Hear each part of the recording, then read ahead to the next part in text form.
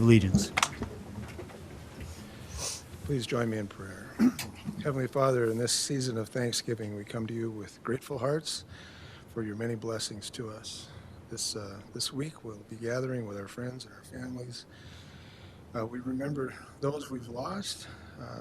People will sometimes find it difficult to celebrate, and yet we've got so much to be thankful for. We've got so many blessings that you've provided, and help us to focus on those things this week and in the days ahead. Pray that you'd be with our meeting now tonight. Grant us wisdom in the decisions to be made and in our time of deliberation. We pray these things in Jesus' name. Amen. I pledge allegiance to the flag of the United States of America and to the republic for which it stands, one nation under God, indivisible, with liberty and justice for all.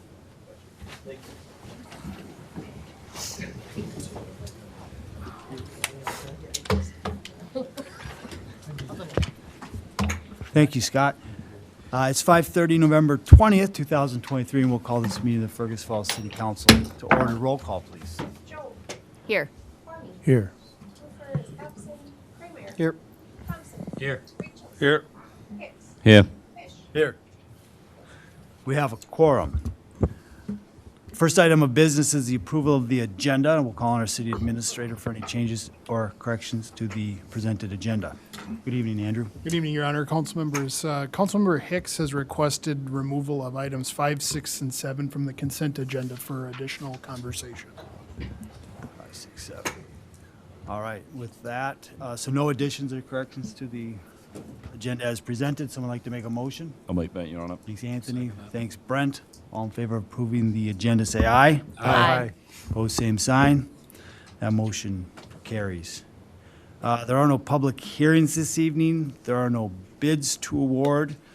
We have 2 items under petitions and communications in addition to the open forum. So first, we'll start with the Rotary Splash Pad donation presentation, and we'll call on Rotary Representative Zach Stock. Yes, that is me. And we're just here to donate. Our Centennial project was to raise money for the splash pad. We raised $85,000. And we're here to present that tonight.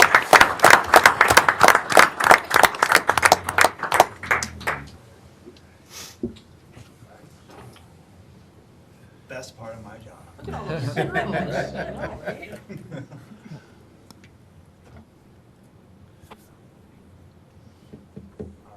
All right. Thank you. Do I get to keep this? I don't think so.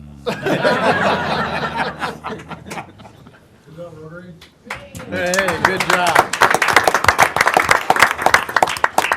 Thank you, Rotary. Yeah, there's been a lot of great partners on that project, and Rotary is certainly one of them. So thanks, and make sure you tell the entire club for being a great partner. Thank you. Next, we have a resolution acknowledging the retirement and 43 years of service to the Fergus Falls Fire Department from Tony Neville. That's why all the good-looking gentlemen are in the audience tonight, so thanks for being here.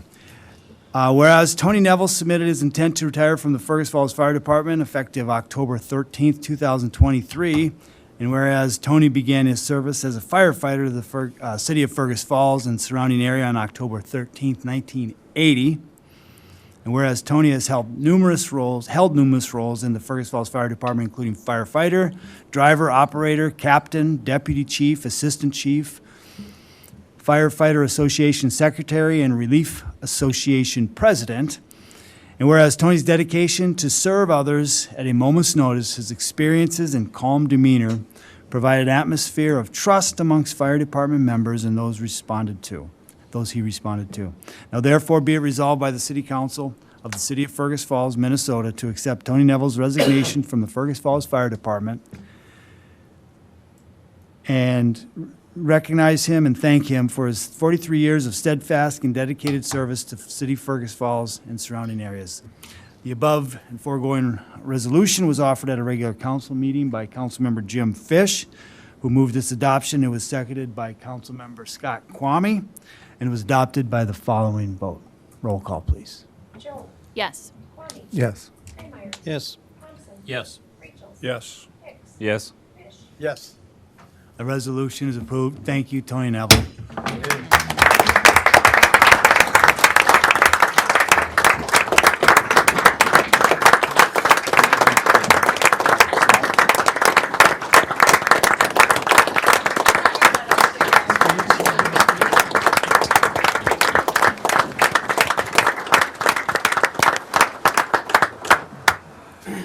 You want a picture with the guys? Speech. Thank you.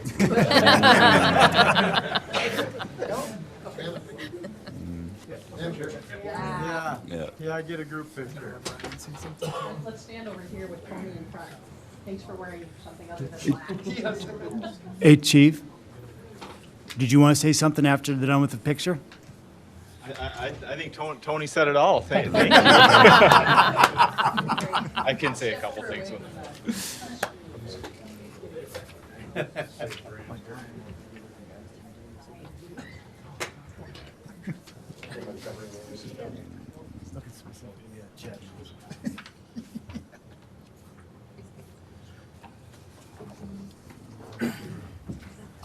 Tony.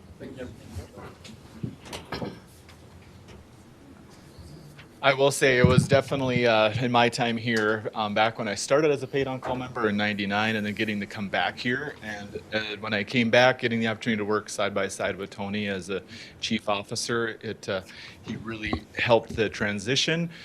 Getting to see Tony in action, which he's quiet, as we seen, he didn't want to give much of a speech, but it also does not mean that his experiences and knowledge was not there. So he definitely made a difference.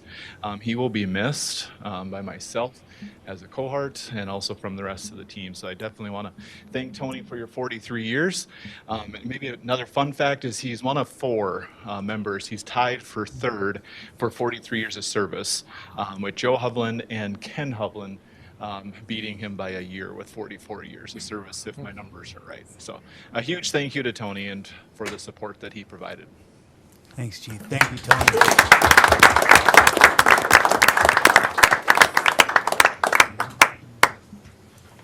And thanks to all the firefighters for being here tonight to help us recognize that service from Tony. At this time, we'll open the floor in the open forum. Anyone wishing to address the council on any item that's not on the agenda is welcome to do so at this time. Please step to the lectern. Identify yourself. All right. Seeing no one, we will move along to the consent agenda. There are originally 7 items. We're going to remove items 5 through 7, leaving 4 items to be considered this evening. Anyone wishing to address any of those individually, we could do that as well, but seeing none, I'd entertain a resolution approving the first 4 items. I'll offer that, Your Honor. Thanks, Jim. Thank you, Brent. Roll call, please. Joel. Yes. Tony. Yes. Kramer. Yes. Thompson. Yes. Rachel. Yes. Hicks. Yes. Fish. Yes. That resolution is approved. Item number 5 is a resolution certifying delinquent special assessments.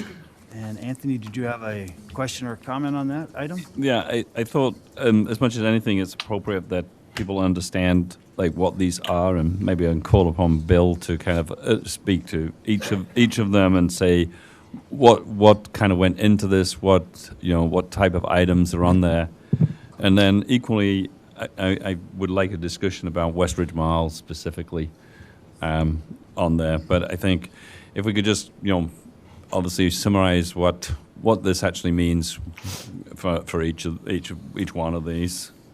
Sounds good. So the first one is special assessments, correct? Correct. So you have the list in front of you. These are assessment payments. The City of Fergus Falls, we bill our own annual assessments. We bill them at the end of August. They're due by the end of September. If they're not paid then by the end of September, and if they're not paid through today, we line off some that have been paid, then we go ahead and certify these to go on next year's taxes to Otter Tail County. What that means is we send this list up to the Otter Tail County Auditor. He adds them to the tax bill next year to be collected in 2025. So those are assessments. Those are the annual assessments that are pledged towards bond payments, so that's our collection mechanism on that. And I know some people just choose to just have them go on to their tax bill. We have several in there that are consistent each year, so that's their choice. They do receive a penalty on top of that. We do put a 10% penalty and then send them to Otter Tail County. I was going to say, if you and do they have to clear it the next year? Well, they do unless they don't pay their taxes, and Yep. then it goes through all the process through the county, so, yeah. So from the people's point of view, even though they didn't pay it, they're going to get a penalty of 10% on whatever the Correct. number is. Thank you, Bill. Correct. And then that goes on to be paid in 2 payments next year Yep. through the taxes. All right, so With that, I'll make a motion to. resolution for the Yep. first item, the certifying the delinquent special assessments. Thanks, Anthony. Second, Scott. Roll call, please. Jones. Yes. Kwame.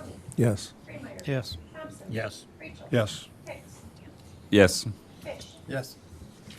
That resolution is approved. All right. Miscellaneous invoices, same question, right? Correct, Anthony? yeah. Yeah, so what this is, we invoice various things throughout the city for services that are provided by the city. A lot of these services maybe are not requested by the residents, so they would fall under the area of nuisances that we have to deal with, like if people aren't mowing their yards or cleaning up garbage or whatnot, for some examples, and then the city has to go out and do that, then if they go unpaid, we also, it's in our code, we can, by city code, put that on their taxes under the nuisances section. There's certainly a large one in here you'll see for $14,510. We don't normally see them that large, but that was a court-ordered property abatement that we dealt with. And city attorney was involved with that throughout. And then, same as the special assessments, these get sent up to the county to go on the assessments. And do the same penalties? Yes. Yep, when they are unpaid, yep, they are penalized as well. And that happens after the first 30 days. We send out an invoice to the person on here. If it goes unpaid, then a penalty goes on that. And also within a lot of these have some administration charges for the processing of all that. It's one thing to go out and pay the contractor to go mow the yard, but then, our Public Works Department has to administer that as well. And I know we put a fee on top of that as well. We don't want to be in the business of mowing yards. That's not something we're looking to do. We just have to do it when it's not done, so. Thank you, Bill. I'll make the resolution to approve the miscellaneous invoices. Thanks, Anthony. Second, Scott. Thank you. Any other questions? Besides mowing, that would include snow shoveling and ice removal and Correct, stuff. yep. As we go into winter season, that would be the thing to Right. be aware of. Good point. Yeah, thanks. Any, roll call, please. Jones. Yes. Kwame. Yes. Kramer. Yes. Thompson. Yes. Rachel. Yes. Hicks. Yes. Fish. Yes. That resolution is approved. And the final item, number 7, is the approving of delinquent utility accounts. So, Yep, so this is charges for refuse service, sewer, water, and stormwater charges, so your monthly utility bill that goes out. We're always working with collections throughout the year. That's something that happens on a monthly basis. Again, when these are unpaid, penalties do go on those as well. It's a 10% penalty that goes on for unpaid utility charges. And same thing here, according to city code and state statute, utilities stay with the property and then they get certified to the county. Same with the tax bill. And then anything further on that, you wanted to talk about the mall then, right? Correct, yeah. Do you want to ask a question or do you want me to? Well, I thought that after kind of like the last time, obviously this particular organization are bad actors. We seem to help them tremendously, and then all they do is kick us, they kick sand in our face. So, personally, I'll go on record to say that I'm not prepared to ever do any splits or anything like that with the mall ever again. They just abuse us, and that's not particularly fair. We've been more than accommodating to their wishes over the course of time. But I thought that, I thought the people are the other people paying them and them paying us? And are they holding this money back, or are the other, like the Westridge Mall and the owners of kind of the dollar store and Harbor Freight, are they paying us direct? So this is 100% Westridge Mall? The utilities, when it's for Westridge Mall, is in the name of Westridge Mall, and that is mainly for the water service coming in. So that is coming through the meter that is the Westridge Mall's water meter. Now, that serves the other areas. So it's the water for the theater, Harbor Freight, the Dollar Tree, as well as the fire suppression system on that. We've been working now over the last number of months trying to rectify this situation where we can start getting those parcels physically broke apart, especially in that fire suppression system. Thus why we couldn't turn the water off, and we have to certify it to the taxes. But our building inspector and fire department were out there, and so we've been working with all the individual owners, the theater, Harbor Freight, and the Dollar Tree on that. So making some progress. It'll probably be next spring when those lines actually get cut in, because it's of course too late this year. Yep. So it's in process. It is a mess. You are certainly correct on that. But it will go on the taxes. It is between the mall owner and the others to figure out what they should be paying them. They do have a desire to pay the bills, but that they have to work that out. We can't do that for them. But Is there any way that we can just collect that from them direct, as opposed to it going into the black hole that never pays us? They have a shared agreement, a shared utility agreement amongst all the entities out there. And there's a mechanism in those agreements that allow them to come in and, collect and pay the bill directly if they so choose. Yeah. But, we can't bring them a horse to water and force them to do something.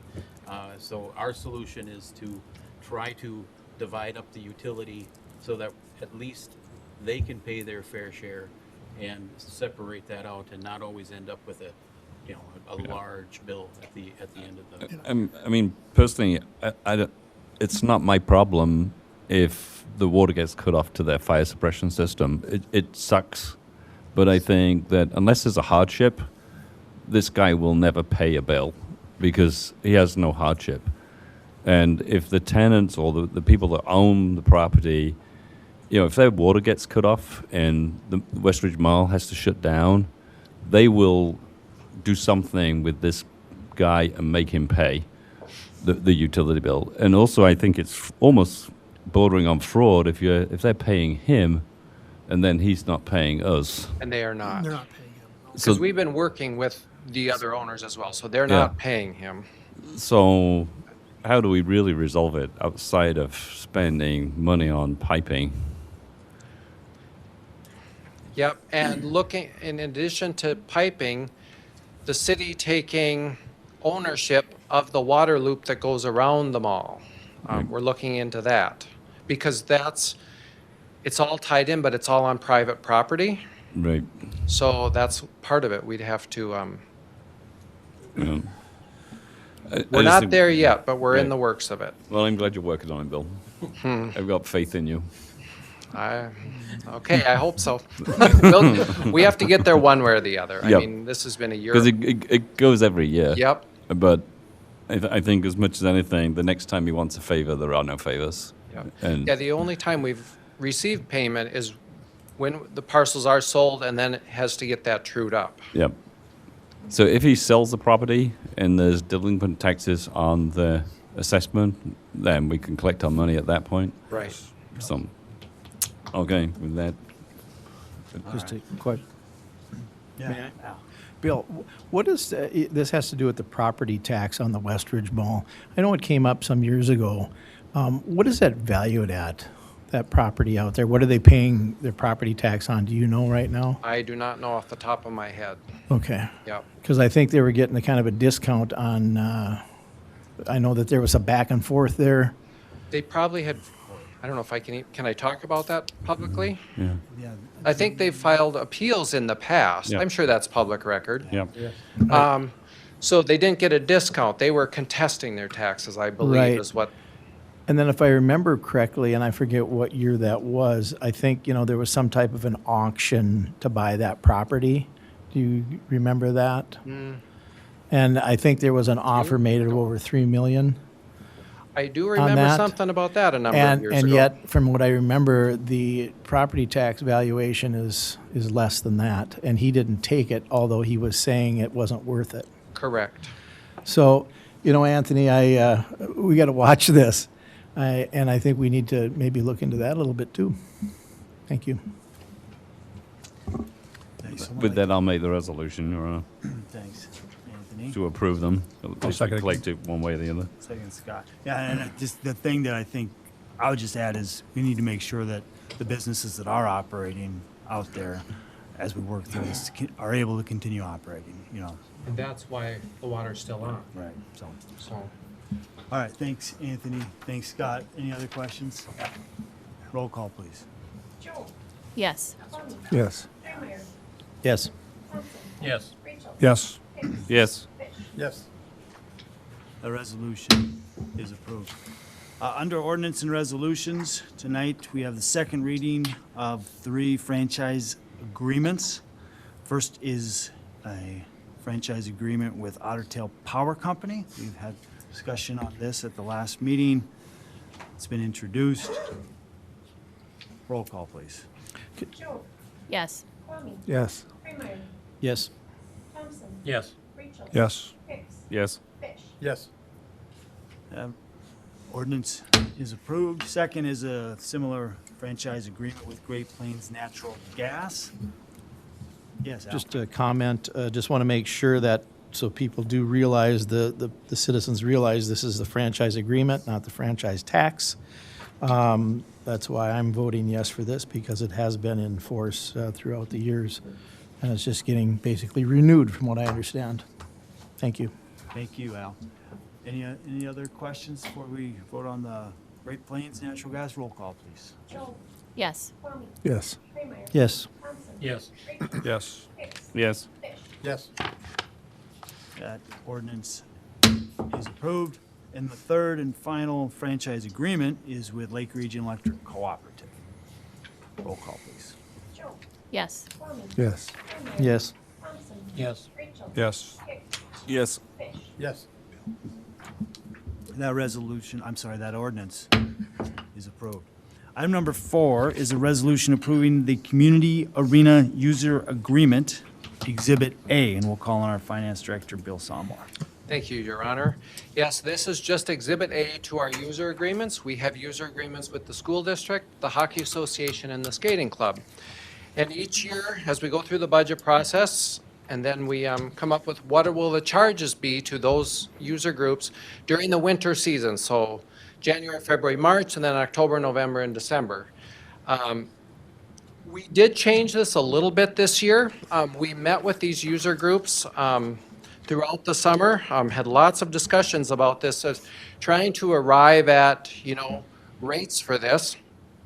Long story short, we looked at it from like an hourly rate where we came in. So the school district will pay an hourly rate of $225 an hour for 700 hours of use. The 700 hours is what is included in the user agreement, that we will provide to them 700 hours and they will pay for those 700 hours. That's historically what's been in there. Hockey Association, 1,240 hours in those 6 months for $185 an hour. And then the skating club, 355 hours at $175. And then the overage rate would also be at $175, the same rate as that lowest tier. This comes up to be an annual fee of $157,500 for the school, $229,400 for the Hockey Association, and $62,125 for the skating club. Historically, we just always took the budget and divvied it out over percentages. And of those percentages, the city has always been at 17.5%. And I didn't write it down here, but I think it was the school or the hockey association at 33%, hockey association at 38, school at 33, and then 11.5 for the skating club, and then us at 17.5. We kept the city at 17.5, kept the skating club at 11.5. So the percentages swapped a bit between the school and the hockey association. So now school's percentage is 29%, so theirs went down a bit. Hockey association went up to 42%. So that's where the swing in those fees went.